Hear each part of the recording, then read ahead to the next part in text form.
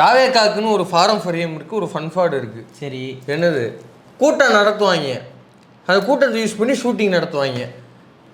இப்போ அந்த கலவரத்தை வச்சு ஓட்டு கேட்பாங்க. அந்த பண்பாட்டின் வழியாக நேற்று வில்லிவாக்கத்தில் ஒரு பொதுக்கூட்டம் நடத்தி அங்கே ஒரு ஷூட்டிங்கை நடத்தியிருக்காங்க. ஆனால் என்ன, கரூரில் நடந்த ஷூட்டிங்கை நம்ம கண்டுபிடிக்கிறதுக்கு ஒரு மாதம் தேவைப்பட்டது. இப்போ பட்டுன்னு மாற்றிக்கிட்டாங்க ஒரு அரை மணி நேரத்தில். ஷூட்டிங்லாம் சொல்லக்கூடாது. அந்த கூட்டத்தில் அந்த பெண்கள் மேலே வந்து கண்ணாடிலாம் எரிஞ்சிருக்கிறாங்க. அது ஏதோ இப்போ அடிபட்டு ஹாஸ்பிட்டலில் அட்மிட் ஆகி அது ஏதோ ஆதவர்ஜனா போய் பார்த்ததெல்லாம் சொல்கிறாங்க. சும்மா ஷூட்டிங்லாம் விளையாடக்கூடாது. ஆமாப்பா, அது நடந்தது தான், அது இல்லைன்னா சொல்லலை. அதை வச்சு தான் ஷூட்டிங்க. இவங்க எப்போதும் ரசிகர்களை வந்து வாக்காளர்களாக பயன்படுத்த மாட்டாங்க. ரசிகர்களை அவங்க வந்து ஒரு லேபரேட் மாதிரி தான் பயன்படுத்துவாங்க. இதை பயன்படுத்திக்கிட்டு ஒரு ஜூனியர் ஆர்டிஸ்ட் எப்படி பயன்படுத்தணுமோ அப்படி பயன்படுத்திக்கிறாங்க அவனை. அதை தான் நேற்று நிகழ்த்தியிருக்கிறானுங்க. ஆனால் அமுட்டுக்கிட்டாங்க. இப்போ இது ஒன்று. இன்னைக்கு காலையில் அந்த வீடியோ ரெக்கார்ட் பண்ணுறது ஏப்ரல் 1 இன்னைக்கு காலையில் தாவேக்கா ரசிகர்களுக்கு, தாவேக்கா தொண்டர்களுக்கு ஏப்ரல் ஃபூல் அப்படின்னு ஒன்று ஒரு விளையாட்டு காமிச்சாங்க. எல்லாத்துக்கும் வாழ்த்து வரும், ஏப்ரல் ஃபூலுக்கும் ஒன்று சொல்லிட்டாங்களா?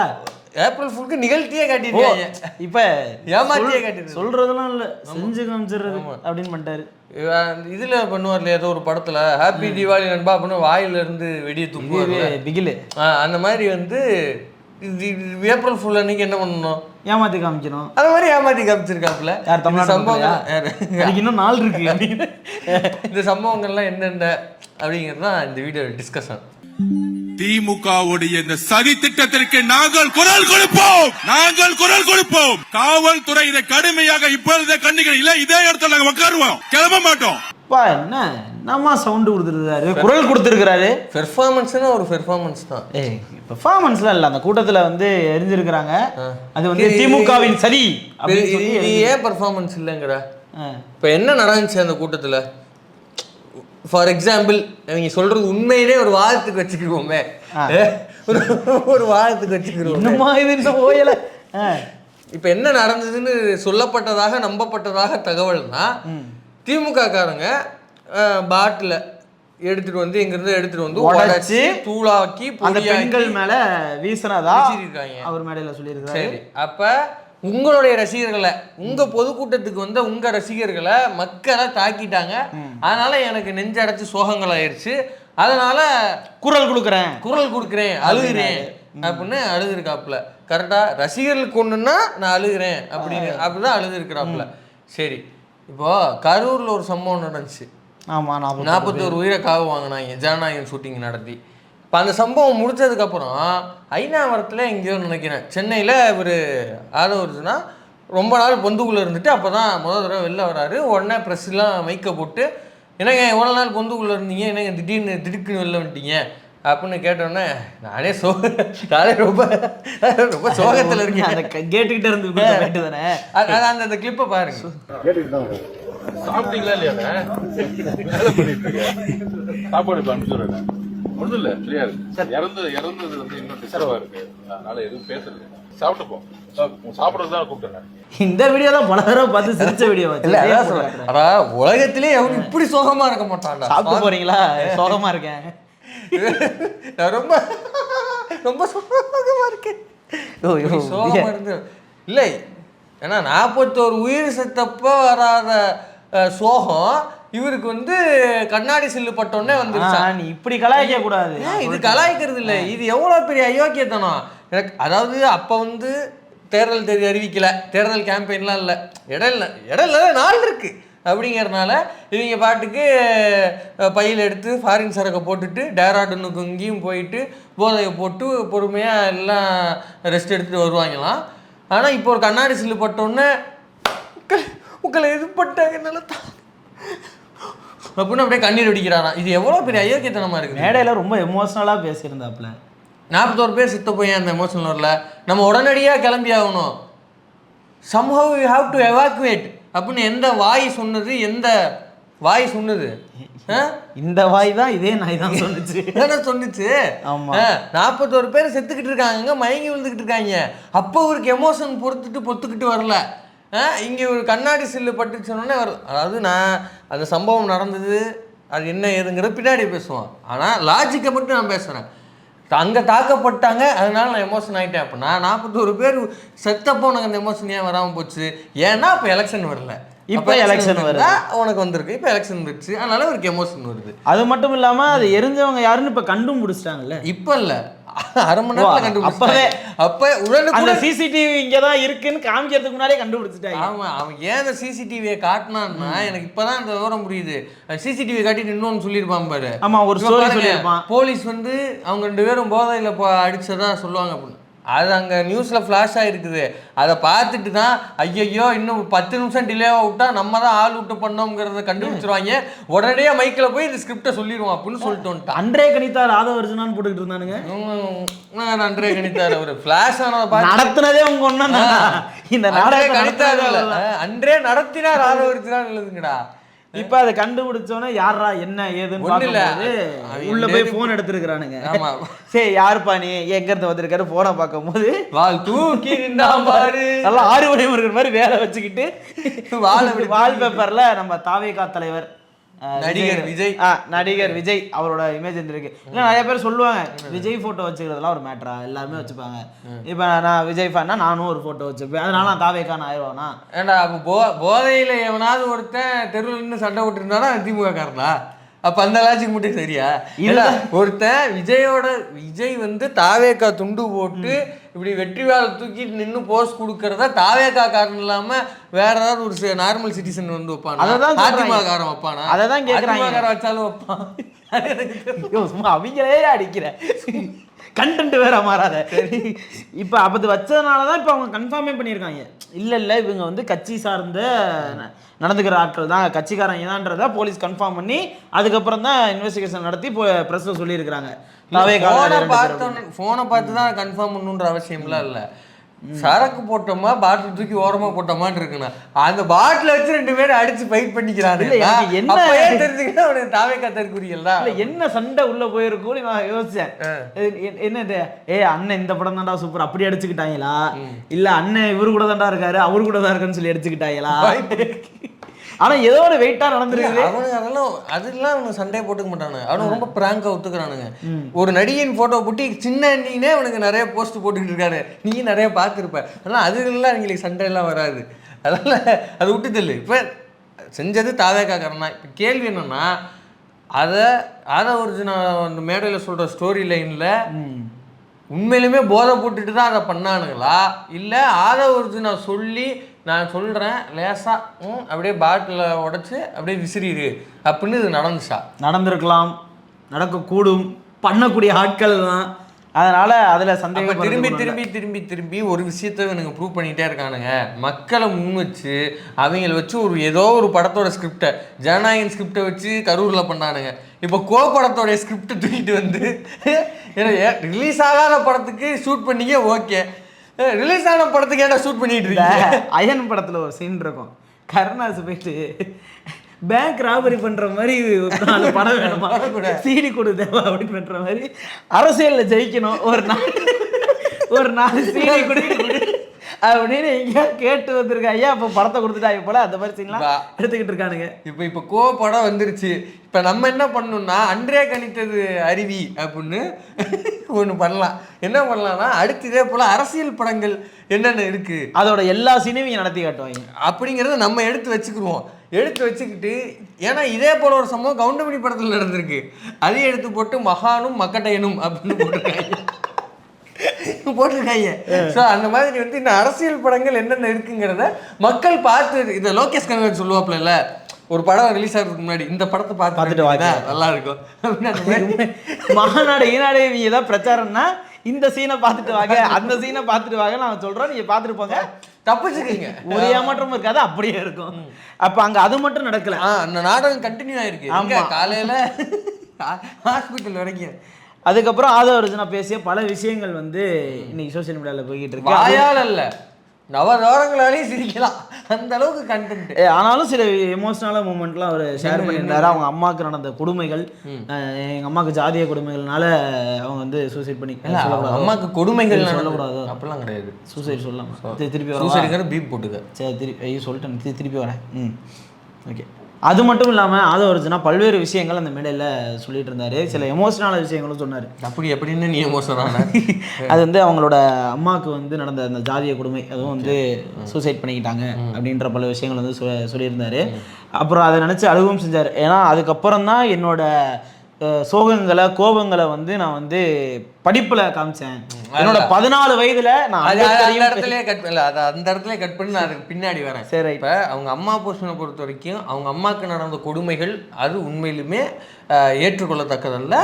அது வந்து உண்மையிலேயே வருத்தத்துக்குரிய விஷயம். நடந்தால் அவங்க அம்மாவுக்கு நடந்த கொடுமைகள் அது ஜாதிய கொடுமையா அப்படின்னா அந்த இடத்துல தான் ஒரு கேள்விக்குறி வருது.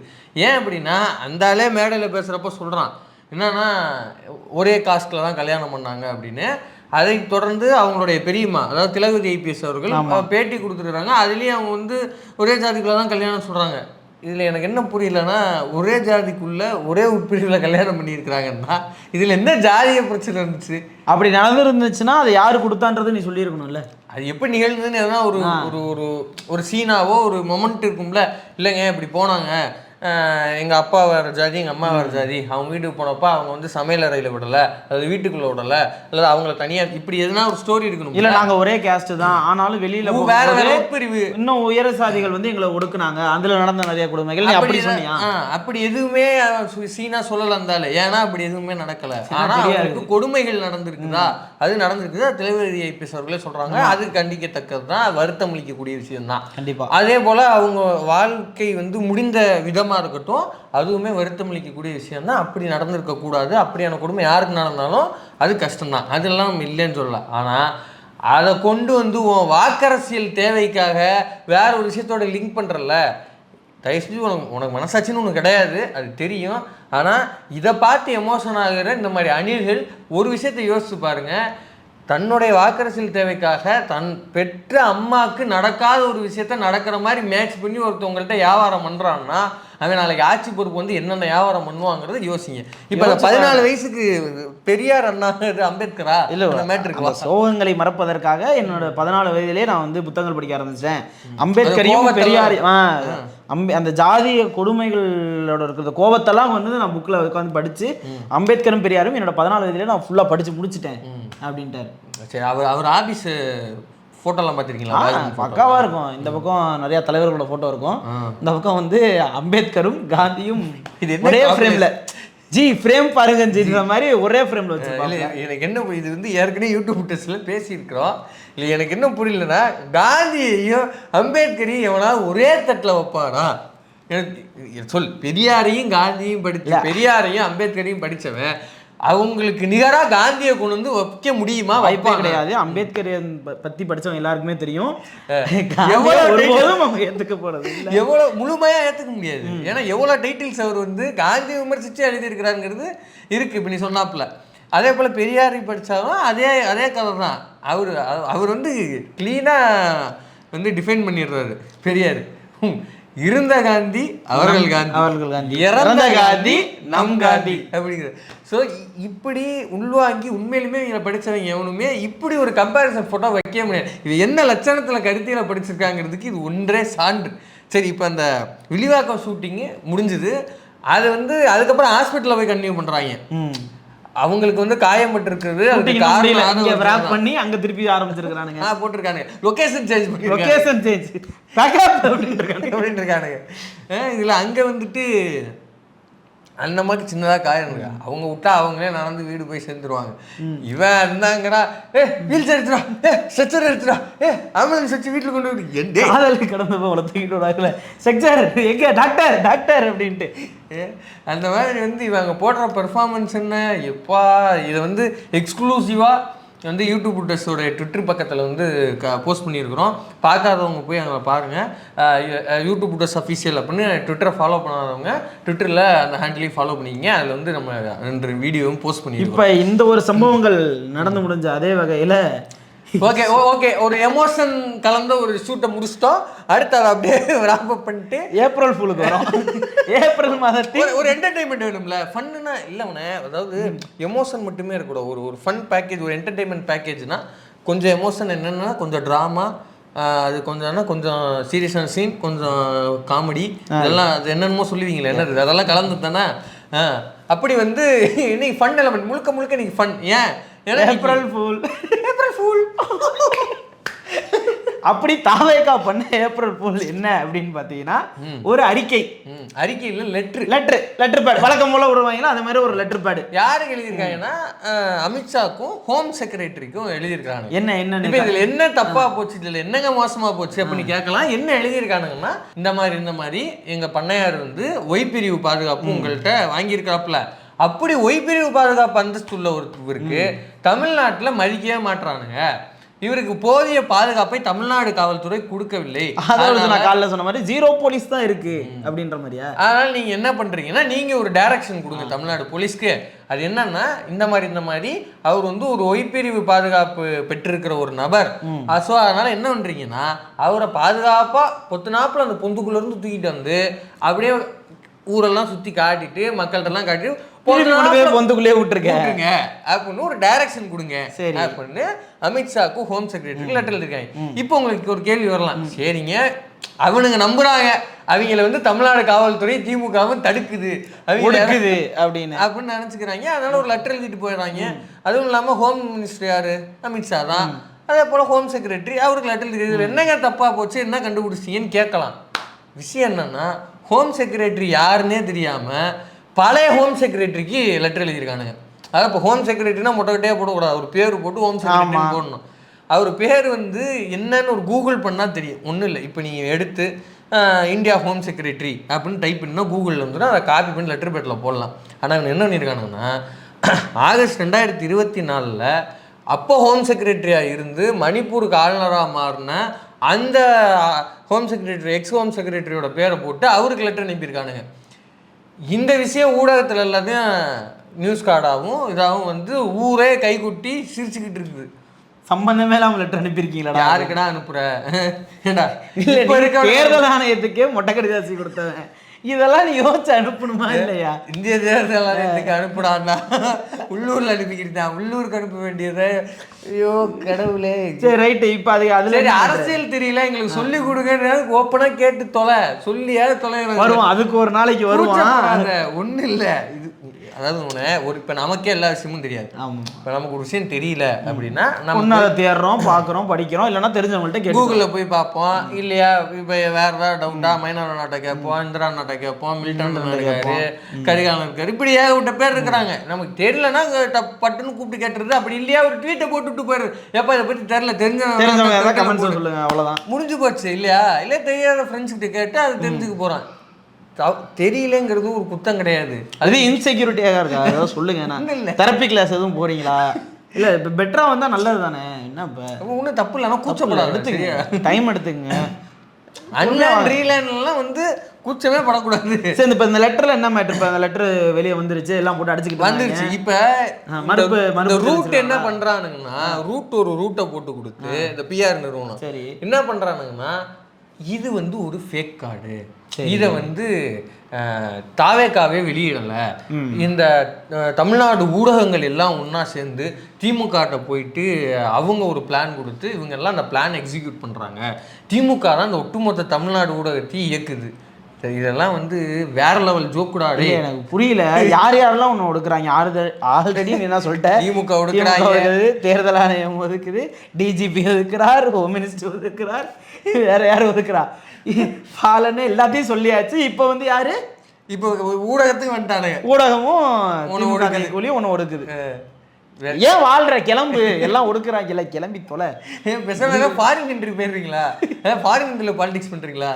ட்ரம்ப் கூட ட்ரை பண்றீங்களா கிளம்பு லெவலுக்கு?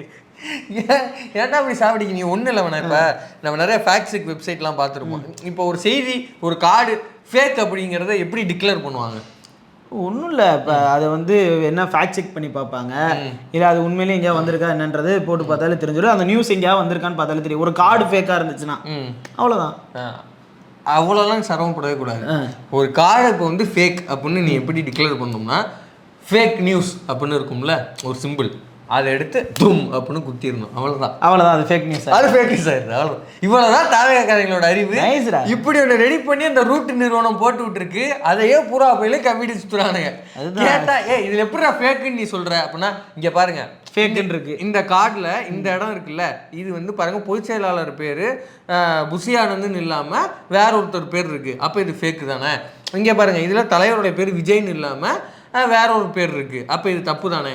இல்லைங்க இங்கே பாருங்க இந்த டேட்டில் அஃபிஷியலாக ட்விட்டரில் பாருங்க, அந்த ட்விட்டரில் பார்த்தீங்கன்னா வேற ஒரு ட்வீட் இருக்கு, ஆனால் அந்த கார்டில் சுற்றுறது வேற ஒரு ட்வீட், ரெண்டு வேற. அப்போ இது ஃபேக். இப்படி எல்லாம் தான் ப்ரூவ் பண்ணோம். அப்படிலாம் எதுவுமே இல்லை. பத்தியா ஃபேக் நியூஸ்னு போட்டுருக்கு, அதனால இது ஃபேக். நல்லா இருக்குடா, நல்லா இருக்கு. இப்போ இது தொடர்ந்து இந்த வேலையை வந்து தாவேக்கா செஞ்சுக்கிட்டே வராங்க. யார்? நம்ம லூஸ் மோகன் வந்து இதுக்கு பெரிய ட்வீட், ஜனநாயகத்தின் நான்காக தூணாக இருக்கக்கூடிய ஊடகங்கள் இந்த மாதிரி வேலையை செய்யக்கூடாது. எனவே தமிழக வெற்றி கழகத்தின் கண்மணிகளே, கழக கண்மணிகளே, பொன்மணிகளே, நீங்கள் இந்த மாதிரி ஃபேக் நியூஸுக்கு இரையாவாதீங்க. அப்படி இப்படின்னு ஆத்துனாயா சும்மாவே மைக்கு கொடுத்தா 1 hour பேசுவான். ட்வீட்லேயும் 1 hour பேசி வச்சிருக்கான். ரசிக்க மாட்டாங்க சரவணா, என்ன பண்ற? இப்போ இந்த தாவேக்கா பண்ணுற இந்த பித்தலாட்டத்தனத்தை, ஃப்ராடு தனத்தை, ஃபோர்ஜரி தனத்தை யார் தெரியுமா எக்ஸ்போஸ் பண்ணியிருக்கா? அவங்களை தூக்கி சுமக்கிற விகடமே பண்ணியிருக்கான். ஓச்சா, ஏன்னா நீ அவனையே கைவிட்டுருக்க.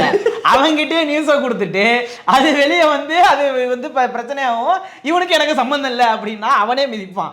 அவனுக்கு எவ்வளோ கடுப்பா இருக்கா? நீ தான் கொடுத்து உன்னை ப்ரொமோட் பண்ண சொல்ற, இப்ப நீயே இப்படி எழுதுறன்னா அப்ப என்ன பார்த்தா அந்த ஆதாரத்தை எடுத்து போட்டாங்கல்ல. ஆமா பாரு, இவன் தான் சார் அனுப்புனாங்க பாருங்க, இதான் குரூப்.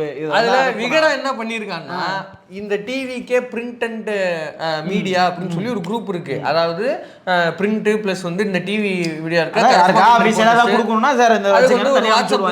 அந்த WhatsApp group admin only group. அவங்க மட்டும் தான் அனுப்ப முடியும், அங்க இருக்கிற அபிஷியல் ஆட்கள் மட்டும் அனுப்ப முடியும். அதான் அந்த குரூப்பையே ஸ்கிரீன்ஷாட் எடுத்து போட்டு இந்த பாரு, இவன் தான் மத்தியானம் 1:50க்கு 1:05க்கு நம்ம அனுப்பியிருக்கான். அனுப்பிட்டு இதை தான் நாங்கள் எடுத்து சர்க்குலேட் பண்ணோம். சர்க்குலேட் பண்ணோடனே இது ட்ரால் ஆகுது, ஊரு கூடி காரி துப்புறாங்கன்னொடனே அதை அவனே டெலிட் பண்ணி, அதை டெலிட் வர பண்ணியிருக்கானுங்க. ஆமாம், டெலிட் பண்ணிட்டு பாருங்க இவங்க எங்க மேலே பழிய தூக்கி போடுறாங்க, இது முழுக்க தாவேக்கா பண்ணுற ஃப்ராடுத்தனம், ஃபோர்ஜரித்தனம் அப்படின்னு எக்ஸ்போஸ் பண்ணி விட்டு போயிட்டான். இதில் அந்த டெலிட் பண்ணியிருக்கான்ல, இப்போ அது ஃபுல் ஸ்க்ரீனில் காட்டுவாப்பில் பாருங்கள். கீழே இன்னொரு ஃபைல் இருக்குது, அதை டெலிட் பண்ணாமல் விட்டுருக்கேன். அது 2 மணிக்கு அனுப்பியிருக்காங்க. அது என்ன ஃபைல்னா, இதே மாதிரியான ஒரு லெட்டர் பேட்டில் ஆதவ அர்ஜுனா வந்து இங்கே இருக்கிற தேர்தல் அதிகாரிக்கு எழுதுனால கம்ப்ளைண்ட் லெட்ரு, அந்த காப்பி. இப்போ என்னன்னா ஒன்று ஃபேக்குன்னா ரெண்டுமே ஃபேக்குன்னு சொல்லணும். அதனா அந்த குரூப்பில் வந்து இது மட்டும் ஃபேக்கு, அது ஃபேக் இல்லையா? எப்படி மாட்டிக்கிட்ட பங்கு? அவ்வளோதான், அவ்வளோதான். ஒன்றும் ஒத்துக்க இல்லை அப்படின்னா எல்லாமே ஃபேக்கு, குரூப்பே ஃபேக்கு அப்படின்னு சொல்லிட்டு ஒரே தான். சரிங்க, இது ஒரு சின்ன விஷயம். இதில் என்ன அப்படின்னா, இதுதான் மிகவும் அபாயகரமான போக்கு. அதாவது இப்போ ஒரு மனுஷன், ஒரு கட்சி, ஒரு இயக்கம் ஒரு தப்பு பண்ணுது அப்படின்னா தெரியாமல் அதை ஒர்க் பண்ணிட்டோம், அல்லது புரிதலின்மை குறைபாடில் அதை பண்ணிட்டோம். இது ஒன்றும் இல்லையா, ஹோம் செக்ரட்டரி பேரை பழைய பேர் போட்டேன், இதில் ஒன்றும் தப்புல இல்லைங்க, நாங்கள் வந்து ஒரு கவனச்சிதறலாம் நடந்து போச்சு, நெக்ஸ்ட் டைம் அதை பார்த்துக்கிறோம்னு சொல்லிட்டு போனீங்கன்னா அந்த நியூஸ் அனுப்புறது உண்மை சார், மாற்றி அனுப்பிட்டா திருப்பி அனுப்பிடுறோம். ஆனால் அதை விட்டுட்டு இவனுக்கு என்ன வேலை பண்ணுறானுங்கன்னா, என்கிட்ட நான் என்ன சொன்னாலும் நம்புறதுக்கு ஒரு தற்கூரி கூட்டம் இருக்குது, நான் காசு கொடுத்தா ட்வீட்டுக்கு 25 ரூபா பே பண்ணால் நான் என்ன விஷயம் சொன்னாலும் அது உண்மைன்னு பரப்புறதுக்கு என்கிட்ட ஒரு பிஆர் கூட்டம் இருக்குது. ஆல்ரெடி சொன்னோம்ல, காட்டுற இடத்துல மேவானுங்க, நீட்டில் இடத்துல பாய்வானுங்க, எனக்கு ஒரு கூட்டம் இருக்குது. அதை வச்சுட்டு நான் செய்கிற எல்லா தப்பையும் நியாயப்படுத்துவேன்னு பண்ணுறது இருக்குல்ல. நான் ஒரு தப்பு பண்ணிட்டோம்னா ஆமாம் அது தப்பு தான் அட்மிட் பண்ணி அதை பொறுப்பு எடுத்துக்கிற அந்த பொறுப்புடைமை இல்லாமல் இருக்கிற அந்த தனம் இருக்குல்ல, இவனை நம்பி நீங்கள் நாளைக்கு ஆட்சியை மட்டும் ஒப்படைச்சிங்கன்னு வைங்க, இடமே என்ன பண்ணுவானுங்க, ஒரு கற்பனை அஸ்துங்க அப்படின்னு ஆட்சியை கொடுத்துருவோம். இவன் என்ன பண்ணுவானுங்கன்னா, இதே போல் ஒரு பாலியல் வன்கொடுமை இங்கே நடக்குதுன்னு வச்சுக்கோங்க, அதை ஒன்றே தளபதி ஆச்சுல பாலியல் வன்கொடுமையா? வாய்ப்பே இல்லை சார். என்ன பேசுறீங்க? சீமான் மாதிரி பேச ஆரம்பிச்சுவாங்க. சீமான் சொன்னா பார்த்தீங்களா, அவ ஒரு பாலியல் தொழிலாளி, அந்த மாதிரி பாதிக்கப்பட்ட பொண்ணா பாலியல் தொழிலாளின்னு. நான் என்ன கையா பிடிச்சா இழுத்தேன், விருப்பப்பட்டு வந்தாங்க இல்லையா? நம்ம இவரு திராவிட எஸ்வி சேகர் அவர் சொன்னாப்புல அந்த டைம்ல அங்கே ஏன் போனாங்க அப்படின்னு கேட்க ஆரம்பிச்சிருவாங்க. நீங்கள் நல்லா யோசிச்சு பாருங்க, இவனுங்க கண்டிப்பாக செய்யக்கூடியவனுங்க. தான் மேலே கரை பிடிஞ்சிடக்கூடாதுங்கிறதுக்காக பாதிக்கப்பட்டவங்கள எந்த எக்ஸ்ட்ரீமுக்கு வேணாலும் புஷ் பண்ணி இவங்களால தள்ள முடியும். அப்படி இவங்கள்ட்ட பிஆர் டீமும் அவங்கள்ட்ட பலமும் இருக்குது. இல்லை அப்படின்னா இன்னொருத்த மேலே பழிய போட முடியும். இப்படி கொஞ்சம் கூட நான் பொறுப்பெடுத்துக்க மாட்டேன் அப்படின்னு இப்படி சுற்றுற ஆட்களை நம்பி நீங்கள் ஆட்சி அதிகாரத்தை கொடுக்க போறீங்களா அப்படிங்கிறத நல்லா யோசிச்சுக்குங்க. இவனுங்க நாளாக இவங்க பண்ணுற இந்த அருவருப்பான அரசியல் எல்லை தாண்டி போய்கிட்டே இருக்கு. ரொம்ப ஆபத்தானது. ஆமாம்.